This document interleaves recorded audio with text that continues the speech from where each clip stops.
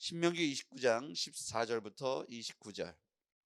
내가 이 언약과 맹세를 너에게만 세우는 것이 아니라 오늘 우리 하나님 여호와 앞에서 우리와 함께 여기 있는 자와 오늘 우리와 함께 여기 있지 아니한 자까지니 우리가 애굽 땅에서 살았던 것과 너희가 여러 나라를 통과한 것을 너희가 알며 너희가 또 그들 중에 있는 가증한 것과 목석과 은금의 우상을 보았느니라. 너희 중에 남자나 여자나 가족이나 지파나 오늘 그 마음이 우리 하나님 여호와를 떠나서 그 모든 민족의 신들에게 가서 섬길까 하여 염려하며 독초와 쑥의 뿌리가 너희 중에 생겨서 이 저주의 말을 듣고도 심중에 스스로 복을 빌어 이르기를 내가 내 마음이 완악하여 젖은 것과 마른 것이 멸망할지라도 내게는 평안이 있으리라 할까 함이라. 여호와는 이런 자를 사하지 아니하실 뿐 아니라 그 위에 여호와의 분노와 질투의 불을 부으시며 또 이 책에 기록된 모든 저주를 그에게 더하실 것이라. 여호와께서 그의 이름을 천하에 지어버리시되 여호와께서 곧 이스라엘 모든 지파 중에서 그를 구별하시고 이 율법책에 기록된 모든 언약의 저주대로 그에게 화를 더하시리라. 너희 뒤에 일어나는 너희의 자손과 멀리서 오는 객이 그 땅의 재앙과 여호와께서 그 땅에 유행시키시는 질병을 보며 그 온 땅이 유황이 되며 소금이 되며 또 불에 타지도 심지도 못하며 결실함도 없으며 거기에는 아무 풀도 나지 아니함이 옛적에 여호와께서 진노와 격분으로 멸하신 소돔과 고모라와 아드마와 스보임의 무너짐과 같음을 보고 물을 것이요. 여러 나라 사람들도 묻기를 여호와께서 어찌하여 이 땅에 이같이 행하셨느냐, 이같이 크고 맹렬하게 노하심은 무슨 뜻이냐 하면 그때 사람들이 대답하기를 그 무리가 자기 조상의 하나님 여호와께서 그들의 조상을 애굽에서 인도해 내실 때에 더불어 세우신 언약을 버리고 가서 자기들이 알지도 못하고 여호와께서 그들에게 주시지도 아니한 다른 신들을 따라가서 그들을 섬기고 절한 까닭이라. 이러므로 여호와께서 이 땅에 진노하사 이 책에 기록된 모든 저주대로 재앙을 내리시고 여호와께서 또 진노와 격분과 크게 통한하심으로 그들을 이 땅에서 뽑아내사 다른 나라에 내던짐이 오늘과 같다 하리라. 감추어진 일은 우리 하나님 여호와께 속하였거니와 나타난 일은 영원히 우리와 우리 자손에게 속하였나니 이는 우리에게 이 율법의 모든 말씀을 행하게 하심이니라. 아멘. 이 말씀은 어제의 말씀에 이어서 모압 땅에서 그들과 세우신 이스라엘 백성들과 세우신 언약을 선포하시고 언약을 준수 지킬 것을 말씀하고 있습니다. 만약에 이 언약을 지키지 않으면 이렇게 될 것이다 하고 언약의 준수 그리고 불순종의 결과는 이렇게 설명하고 계시죠. 그래서 오늘 이 언약의 범위를 먼저 한번 살펴보기 원합니다. 언약은 범위가 두 가지로 볼 수 있는데요. 첫 번째 14절 볼게요. 내가 이 언약과 맹세를 너에게만 세우는 것이 아니라 범위죠. 오늘 우리 하나님 여호와 앞에서 우리와 함께 여기 있는 자. 첫 번째는 지금 여기 있는 자. 여호와 앞에 지금 여기 함께 있는 자. 두 번째는 오늘 우리와 함께 여기 있지 아니하는 자. 두 가지죠. 함께 여기 있는 자, 함께 여기 있지 아니하는 자. 그러니까 현재와 미래 세대를 말하는 것이죠. 그러니까 우리에게도 이게 해당한다는 것을 알 수가 있죠. 현재 그 당시를 살았던 이스라엘 백성들과 그리고 미래 세대, 즉 그 시대가 다르지만 함께 그곳에 있지 않은 사람들까지 이 언약에 해당이 된다는 것이고, 또 하나의 의미를 보면 함께 여기 있는 자, 이스라엘 백성들을 말하고 함께 여기 있지 아니하는 자, 이제 타 지역에 살았던 애굽에서부터 통과하여 나올 때 그들이 다른 민족이 그 안에 섞이게 되죠. 그런 범위가 언약의 백성과 이방인 모두를 포함한다는 것을 알 수가 있습니다. 이렇게 언약의 범위는 현재와 미래 세대를 의미하는 것이고 이스라엘 백성들과 이방인 모두를 포함하는 것으로 볼 수가 있습니다. 그러면 여기에서 핵심 키워드를 살펴보면서 하나님은 어떤 분이신가에 대해서 왜 이 말씀을 우리에게 하셨는가를 살펴볼 필요가 있습니다. 첫 번째 키워드는 14절에 하나님은 어떤 분이신가? 예, 하나님은 세우시는 분이시다. 언약과 맹세를 세우시는 분이시다. 언약과 맹세를 다른 표현을 해보면 원칙과 기준이라고 표현할 수 있겠습니다. 우리가 이스라엘 백성들에게 하나님께서 너희들이 살아가면서 다른 민족들과 섞이게 될 것이다. 이스라엘 백성들이 애굽을 통과해서 애굽을 떠나서 가나안 땅으로 들어가는 모든 여정 속에서 다른 민족들과 섞이게 되죠. 자, 16절 말씀 함께 읽어보겠습니다. 시작. 우리가 애굽 땅에서 살았던 것과 너희가 여러 나라를 통과한 것을 너희가 알며 너희가 또 그들 중에 있는 가증한 것과 목석과 은금의 우상을 보았느니라. 애굽 땅에서 살았던 이방 땅이죠. 그리고 여러 나라를 통과했을 때 많은 사람들이 섞이게 되죠. 그들 중에 있는 가증한 것, 목석과 은금과 우상을 보았다. 그러니까 이스라엘 백성들이 한 지역 내에서만 사는 것이 아니라 애굽 땅에서, 그리고 그것을 통과하여 이제 가나안 땅으로 가는 여정에서 다른 민족들과 섞이게 되죠. 이런 것 모든 것을 포함했을 때 볼 때 이스라엘 백성들뿐만 아니라 이방 나라에 살고 있는 우리의 경우도 하나님만을 바라볼 수 있는 것이 아니라 중간에 다른 문화들과 다른 시대에 걸쳐서 섞이게 되죠. 그래서 원칙과 기준, 즉 하나님께서 우리에게 주신 이 호렙산에서의 언약과 모압 땅에서의 언약, 그 언약을 갱신하신 거잖아요. 호렙의 언약을 갱신하신 게 모압의 언약인데 잊어버렸기 때문에 잊지 않기 위해서 다시 기억을 세우시고, 그리고 경고하시는 내용이 바로 모압 땅에 세우신 언약인데, 이 언약의 범위를 오늘 설정해 주셨어요. 현재와 미래 세대, 그리고 이스라엘과 이방 모든 나라를 통틀어서 기준과 원칙이 되는 이 모압 땅의 언약을 그들 가운데 다시 한번 설명해 주시는 거죠. 기준과 원칙을 세우시는 하나님이시다. 키워드는 그래서 세우시는 하나님이시다. 하나님은 이렇게 우리와 하나님 사이의 관계 설정을 확인하시는 과정을 거치고 있어요. 왜 그렇습니까?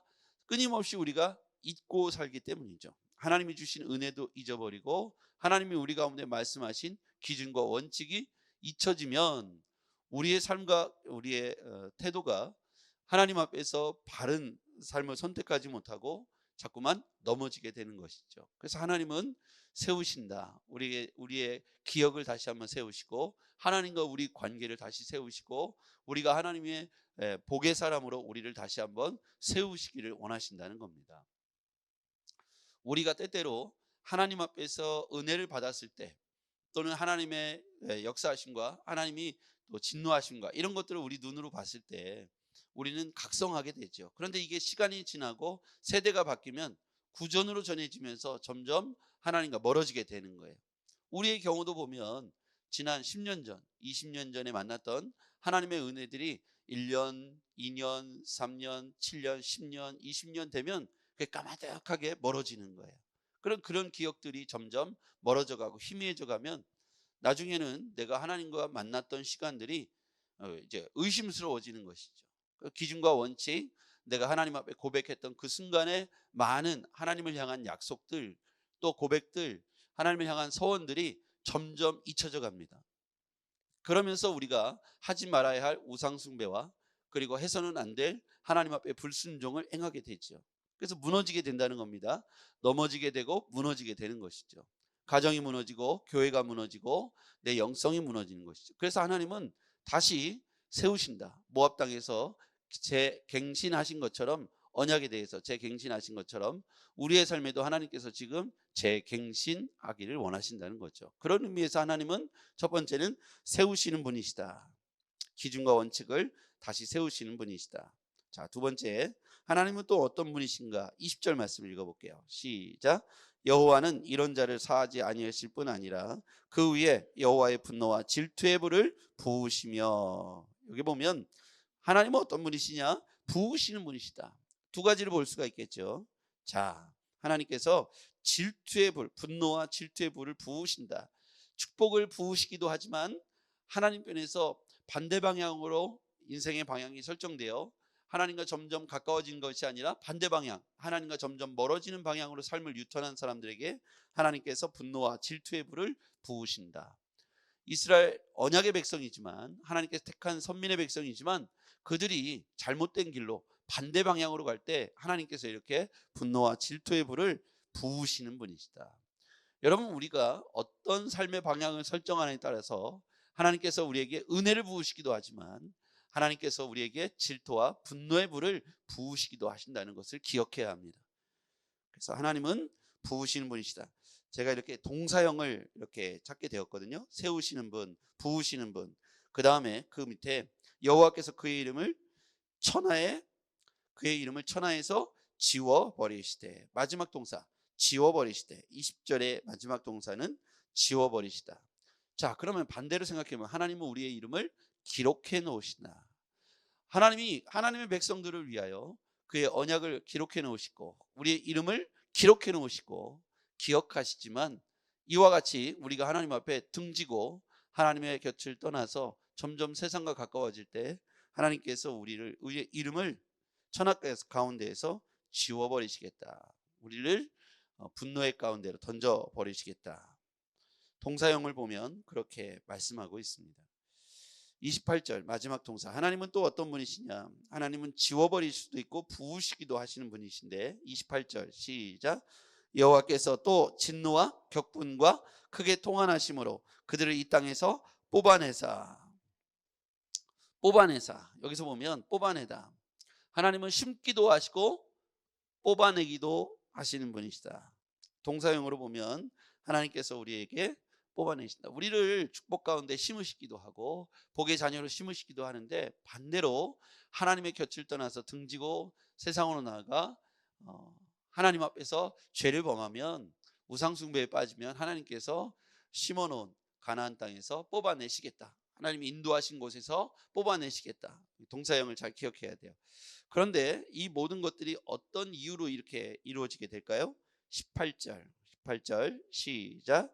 너희 중에 남자나 여자나 가족이나 집하나 오늘 그 마음이 우리 하나님 여호와를 떠나서. 여기 보면 떠나서라는 동사가 있어요. 자, 하나님께서 우리를 세우시고 또 부으시고 지워버리시고 뽑아내시고, 이 모든 동사형의 원인, 그 중심에는 떠나다, 여호와 하나님을 떠나다, 이것이 원인이 될 수 있는 거예요.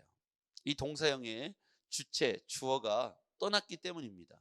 그러니까 내가, 이게 주어죠. 내가 하나님을 떠나면 하나님께서 나를 뽑아버리시고 지워버리시고 진노와 질투를 부으시고, 이렇게 동사형으로 이루어지는 것이죠. 그러니까 주어인 우리가, 내가, 박 집사가, 김 집사가, 주어가 하나님을 떠나면, 율법에서 떠나면, 말씀에서 떠나면, 하나님을 섬기는 자리에서 떠나면 하나님께서 이제 그 다음에 나타난 동사, 하나님께서 진노의 분노를 부으시고 또 하나님이 우리를 뽑아버리시고 이름을 지워버리시고, 오늘 이 말씀이 전체적으로 보면 하나님과 우리 사이의 관계가 파기되는 것을 의미하죠. 하나님과 우리 사이의 관계가 파기되어지고 우리가 하나님을 떠나면 하나님께서 이렇게 하시겠다고 경고하고 있는 내용입니다. 그래서 우리는 하나님과 우리 사이에 맺은 이 언약의 갱신을 통해서 다시금 하나님께서 우리에게 부으셨던 은혜들을 상기하고 생각하고 묵상하고 하나님의 뜻 안에서 우리가 다시 한번 우리의 삶을 돌이켜 봐야 될 줄 믿습니다. 여러분, 우리가 하나님의 언약과 하나님이 우리에게 주신 말씀, 우리에게 세우신 기준과 원칙을 잘 생각해 봐야 돼요. 그리고 우리와 하나님 사이에 지난 내 삶에 부르신 그 과정을 통해서 나에게 말씀하셨던 것들을 상기하고 묵상할 필요가 있습니다. 내가 어떻게 살아왔는지를 복기해 볼 필요가 있어요. 그것들을 잘 기록하고 내 마음속에서 그것들이 떠나가지 않도록 하나님이 내게 베푸신 은혜들을 묵상하고 상기하고 그것들을 내 마음속에서 되새기며 이웃에게, 내 자녀에게 말해줄 필요가 있습니다. 이게 되게 중요하더라고요. 그렇게 하지 않으면 이스라엘 백성들처럼 하나님과의 관계가 깨지는 거죠. 멀어지는 거고 다른 세대가 생겨나는 것이죠. 우리는 잘 기억해야 됩니다. 하나님하고 우리 사이에 있었던 일들을 늘 이야기해야 돼요. 기록해놓고 이야기해 줘야 돼요. 그렇지 않으면 우리 자신이 좋은 것보다 좋지 않은 것이 더 생각나게 되고 또렷하게 되고, 그러면 우리 기억 속에 오류와 착각이 벌어지는 거예요. 하나님이 나에게 주신 은혜보다 지금의 현재의 상황이 더 도드라지고 커 보이게 되는 거예요. 그러면 하나님과 우리 사이에 맺어졌던 그 은혜 언약들이 깨져버리는 거예요. 하나님과 우리 사이가 관계가 깨지고 멀어지게 되는 것이죠. 결국 그런 결과들로 어떻게 됩니까? 뽑아내시고 지워버리시고 진노와 분노를 부어버릴 수밖에 없는 관계가 될 수밖에 없다는 것이죠. 그래서 하나님과 우리 사이에 지난날 있었던 10년 전, 1년 전, 20년 전 있었던 일들을 기록하고 복귀할 필요가 있습니다. 저는 이제 설교나 간증하고 외부 집회할 기회가 많잖아요. 그러니까 여러분들이 이제 제 얘기를 설교 때마다 들으셨고, 이제 제가 일주일에 설교를 거의 8번 정도 8번 9번을 하더라고요. 우리 교회 내에서. 그러니까 얼마나 많이 들으셨겠어요. 여기 계신 분들은 또 거의 8번 9번을 제 주일 설교를 듣죠. 예. 그렇다 보니까 일상적이지만 제가 이제 다른 교회나 집회를 가서 제 삶에 있었던 간증들을 하잖아요. 그럼 그게 다 기억나는 게 아니에요. 그럼 저도 기록해 놨다가 그 세밀한 일들, 최근에 있었던 일들, 또 10년 전에 있었던 일들을 나누게 되지 않습니까? 그러다 보니까 저는 자꾸 상기가 되는 거예요. 묵상이 되고 생각이 되고 그 말씀을 들었을 때 그 일이 연결이 됩니다. 왜냐하면 그만큼 많은 설명과 간증을 했기 때문이죠. 그런데 여러분들은 그런 나눔의 기회가 적지 않습니까? 목장 모임이 아니면 그 성도들과 이런 이야기들을 나누기가 쉽지 않은 거죠. 특히 자녀들과 가족들에게 그런 나눔을 하기가 쉽지 않습니다. 그래서 기록해 놓을 필요가 있고 묵상할 필요가 있고, 그리고 일부러라도 자녀들에게 또 친구들에게 설명할 필요가 있어요. 하나님께서 지난날 나에게 이렇게 하셨고, 하나님이 지금도 살아계셔서 지난주에 이렇게 하셨고, 어제 이렇게 하셨고, 오늘 이렇게 하셨어 라고 나누는 것이 굉장히 중요합니다. 그러면 듣는 사람들은 자신들에게도 역사하신 하나님을 떠올리게 되죠. 그리고 비슷한 유형의 삶을 고백하고 감사로 고백하고, 그것이 우리의 고백의 거리가 되죠. 이게 되게 중요하더라고요. 저는 찬이건이를 키우면서 어렸을 때부터 내가 너희들 위해서 이렇게 생각하고 있고 이렇게 준비하고 있고 너희들에게 과거에 이렇게 했어 기억하지? 라고 말하면 또 그 소리 한다 그러는데, 애들이 머릿속에 우리 아빠가 우리 엄마가 나를 위해서 이렇게 하셨구나라는 사실을 지금도 얘기해요. 근데 이게 생색내는 게 중요한 게 아니고 지금 조금 전에 말한 관계에 있어 되게 중요하더라고요. 우리가 지난날에 했던 의미 있는 시간들을 상기해주고 재해석해주지 않으면 그냥 지나가게 되더라고요. 그게 그거였어. 아이들이 그거였구나라고 말하는 철들 때까지 아이들은 부모가 해준 게 당연한 거고, 당연한 거예요. 당연한 거고, 그게 뭐 특별한 게 아니라고 생각해요. 나중에 철들어서 생각해 보면 그 일이 그 일이었구나 해석하게 되는데, 그 안에는 깨닫지 못하니까 얘기를 해줘야 되는 거예요. 말을 해주고 그게 그 동기였어라고 얘기해 줘야 돼요. 하나님 말씀을 제가 이렇게 풀어서 키워드는 이겁니다, 하나님 이게 원하는 겁니다 하고 제가 설명해 주면 그거였구나, 여러분이 묵상하고 생각하게 되는 거와 같은 이치라고 생각합니다.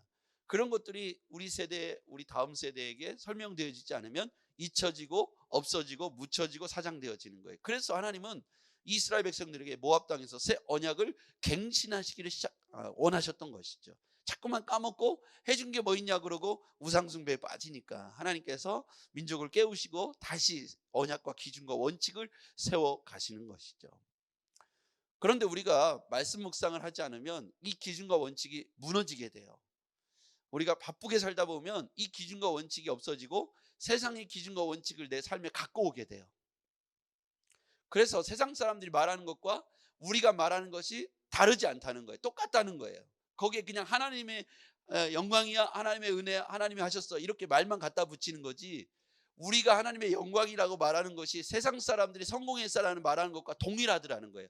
무서운 일이지 않습니까? 그러니까 성경이 말하는 고난과 하나님 앞에서 훈련과 연단과 이런 의미는 저주라고 생각하는 거예요.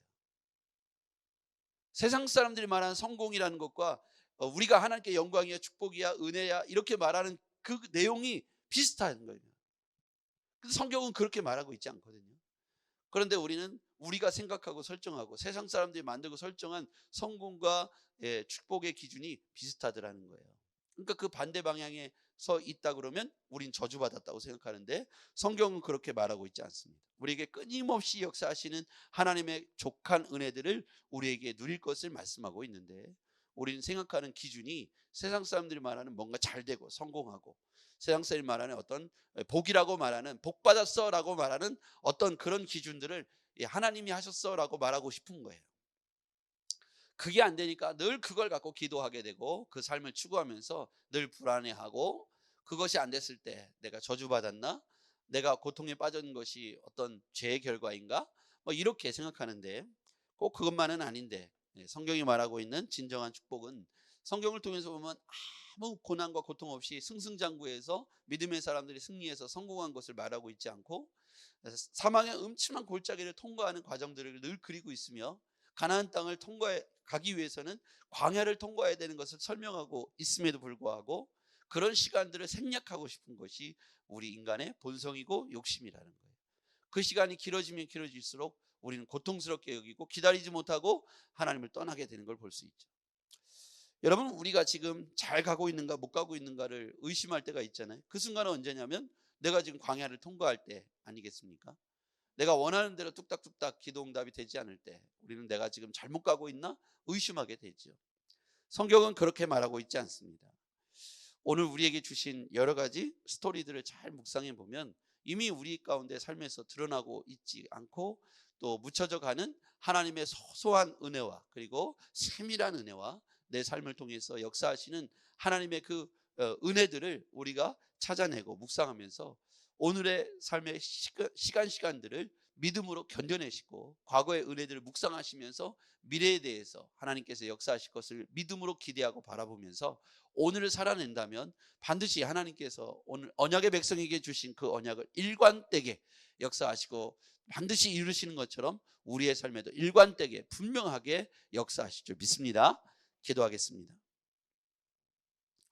전능하신 아버지 하나님, 고통의 삶을 살아가는 자들에게 하나님의 언약이 삶의 기준이 되게 하시고 그것들로 인하여 위로가 되게 하시고 소망이 되게 하여 주시옵소서. 아버지 하나님, 오늘의 하루의 삶을 져주며 고통이라고 생각하지 않게 하시고 하나님 약속의 땅으로 가기 위한 과정이라는 것을 믿게 하여 주시옵소서. 언약의 백성들에게 오늘 당부하시고 오늘 우리에게 말씀하신 이 귀한 말씀을 잊지 않게 하여 주시옵소서. 예수님의 이름으로 기도했습니다. 아멘.